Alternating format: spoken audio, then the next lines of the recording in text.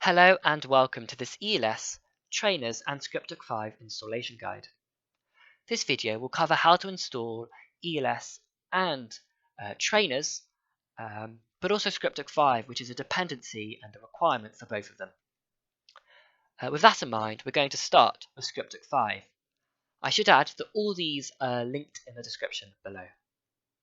When on the file page, you're going to want to select Download, and your download should look something like this. You're going to want to open up the bin folder where you'll see three files.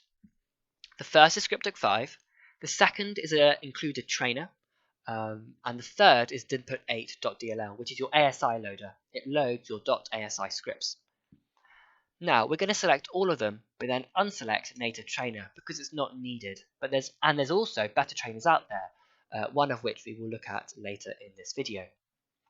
You're going to pull up your Grand Theft Auto 5 directory and simply drag and drop these files in.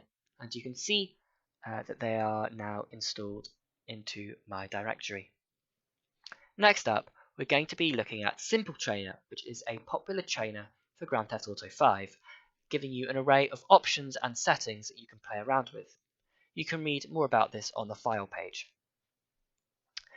Now, once you click download, you're going to get a download which should look again something like this.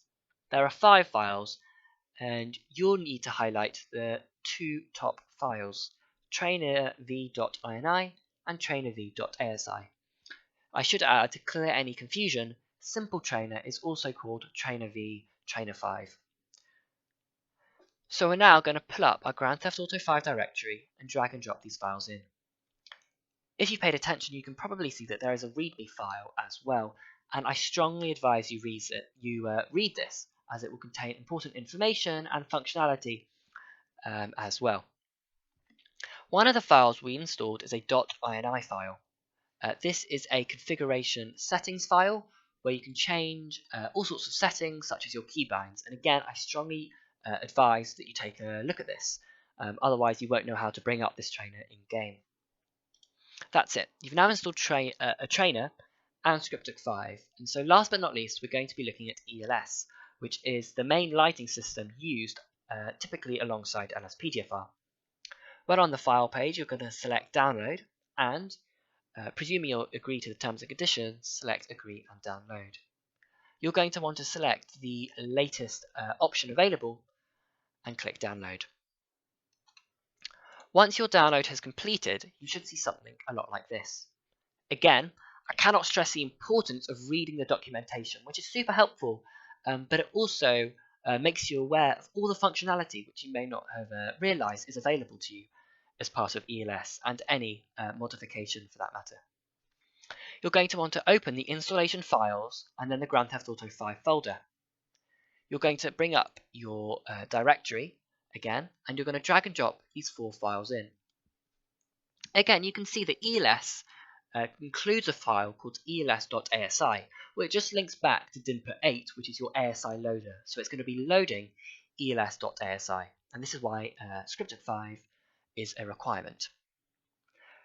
You're now going to bring up the ELS folder, which is incredibly important, and then the pack_default folder. It's important you familiarize yourself with this pack_default folder because it's where you'll be installing your XMLs for ELS vehicles. When installing an ELS enabled vehicle, it will typically come with a XML for the vehicle model which allows it to use ELS, and these will all be going here. If you'd like to see an example of this, or you'd like to learn how to install vehicles, I would suggest watching our video guide on that. But that's it. That is how to install ELS, trainers, and ScriptHookV, and provided you follow these steps correctly, you'll be able to boot up your game and use these scripts.